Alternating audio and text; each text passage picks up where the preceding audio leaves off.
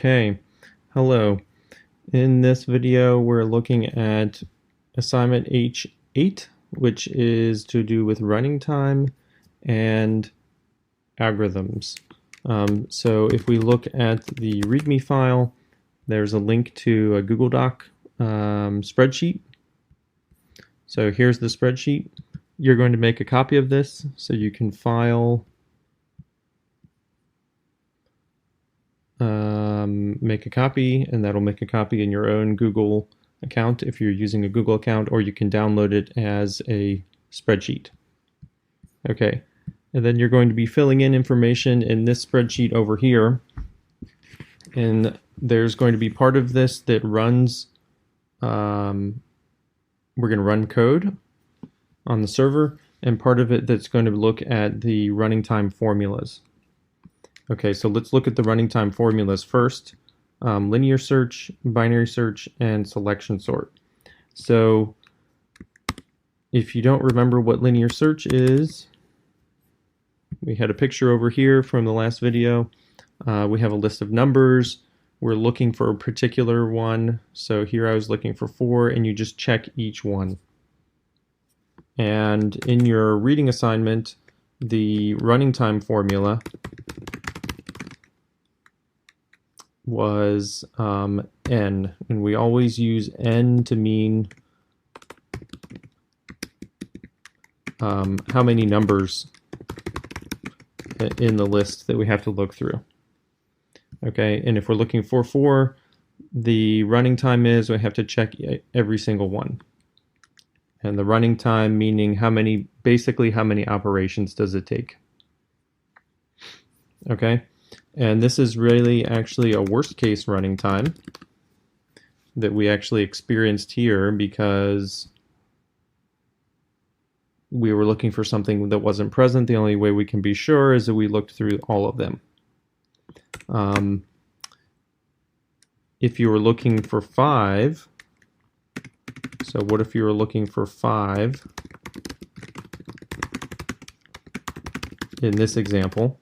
So if I was looking for the number 5 here instead of 4, then I would look at the beginning and I would see that I found it, and that would be the end.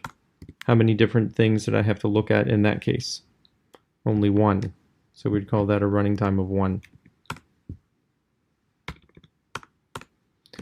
Okay, so that's all we're looking for in the formula says worst case and best case. So the worst case formula for linear search is n. So here I have a spreadsheet where I'm asking about linear search for 10, for 1,000, and for 1,000,000 numbers. And the worst case formula just says basically however many numbers are in the list, so 10 or 1,000 or 1,000,000, that's what it is.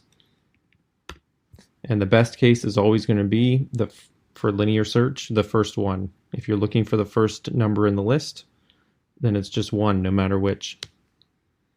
Okay, the formula is a little bit more interesting for binary search, and I'm going to ask you to look that up in the reading. Okay, so there's going to be some formula.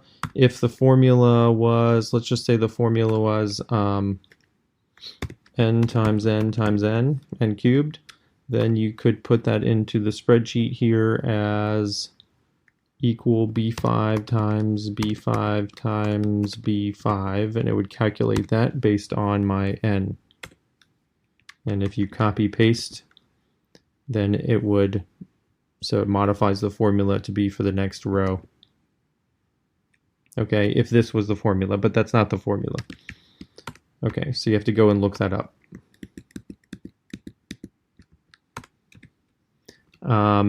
And what's the best case for binary search? It should be the same 1, because if you are looking for the first thing that you check, you're done. So selection sort, there's a formula for that in the book as well, which you can check, and I actually have it typed in here as well, so you should make sure that I have that typed in correctly. And then you want to think, what is the best case for selection sort? So here we had selection sort, and the number of steps we actually performed here, there's n stages that I have listed here. So there's 8 numbers and there's almost 8 stages here. How many actual steps did it take?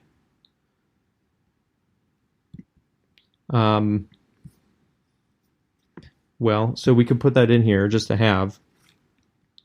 I'll put the number of steps for each one of these.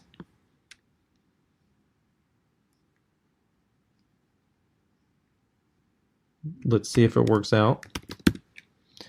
Okay, so the number of steps, if I'm going to find out the smallest item, so I'm basically going to have to check, I want to find out that 0 is the smallest, I'm basically going to have to check it with everything else in the list. So that's like 7 steps to find that 0 is the smallest. Next time I'm going to have to check 1 against basically everything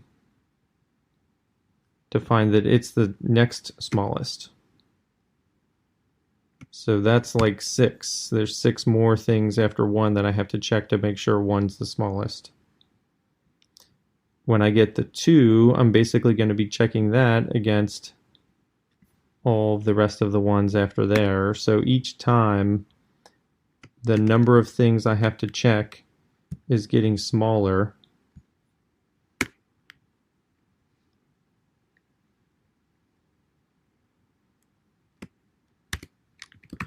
So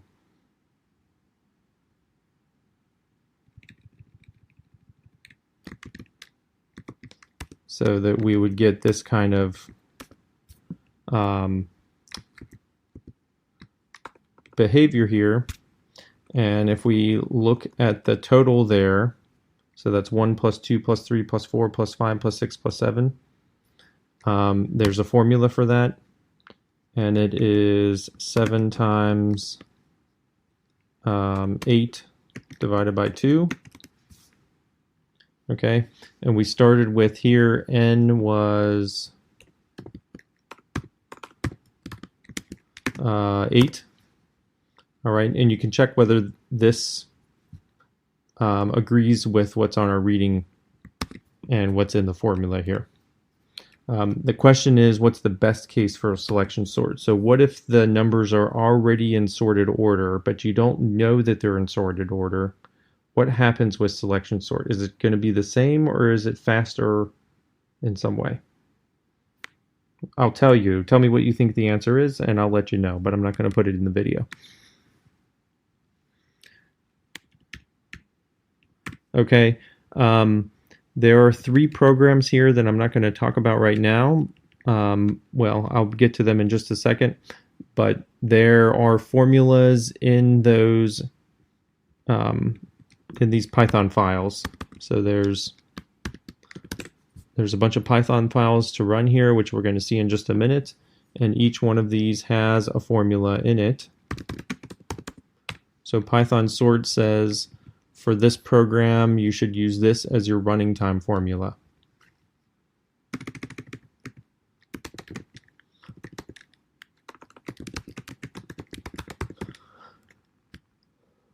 Okay, so you're going to use this 4 times n times log n, where base 2 log n, here, where n is 10, where n is 1,000. Here was the formula actually for n equals 1,000, so you could probably just copy and paste that.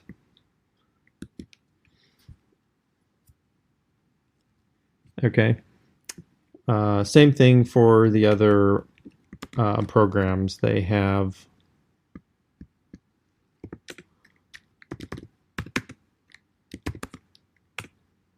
there's an n factorial that's the claimed running time for the anagrams A, and the anagrams B, the claimed running time is this thing. So you put those formulas in for the different values of n, and I actually put it in for you already for here for these programs. It's asking for 5, 10, and 100. Okay, so that's it for basically theoretical. So here is kind of like theoretical calculations based on understanding the algorithms. What should the number of steps be? Okay, so now this part, we're actually going to run these and see what happens. Okay, so there's 2 columns to fill out. We'll start with linear search. So there's a program called linear search. You should look at it and understand what it's doing, but the important thing is we want to run it. So I can change the value of n here, and what this is doing is it's creating a random list of numbers. No, it's creating the list from 0 up to 9, but then putting it in a random order and then doing linear search for something that's not in the list. That'll give the worst case running time. And if I change this, then I can run it. And it prints out a number of steps, so 1,000. I would put 1,000 in here. And I want to actually measure the running time, which we can use with the time command. The time command gives me a bunch of numbers. This is the one that I want right here. This is the user time. So that's the amount of CPU time that the program took. 0.026 seconds. I guess the last time I ran it was 0.023. This time it was slightly different. Okay, well that was actually, okay, 0.026 because I had the, right, I had n equals 1,000, and then you can try n equals 1,000,000. And the same thing, you're going to get a number of steps. The step counter is in the code where it's 0, and then inside of the sort of the innermost part of the algorithm, it increases the steps by 1 each time we check one of the numbers. Okay, so then we can see that for linear search. I'm going to delete that so you can put your own in. And the same thing, we have a binary search program. And the binary search is just basically doing this algorithm. So this algorithm is not too difficult to do for yourself on paper. In the computer, we basically have some bunch of if tests to modify this sort of low and high index. So the code for that is here. It's not that complicated. You do want to read it and agree that it's correct. But for the homework, you're going to be putting in different values of n and running the program. And again, it has a step counter that starts at 0. In the innermost part, it increases by 1. And that's kind of each time we're in here having to check these ifs.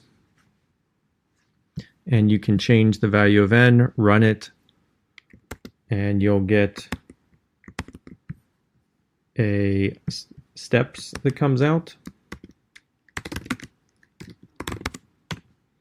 So there's a number of steps, and again, if you put the time command before it, you'll get a user time to put in there. We have a program that also does selection sort. So here is selection sort. We could put n equals 1,000.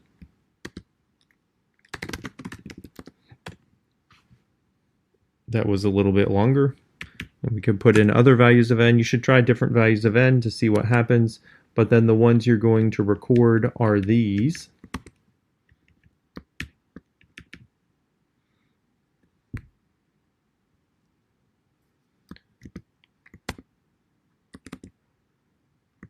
Okay, and I think I'm going to leave it there. We'll talk about the last 3 programs in the next video. So you could already do this. All we're going to be doing is each of those programs, you go in and change the values of n, so you could already do that, but I want to talk a little bit about what these programs are doing.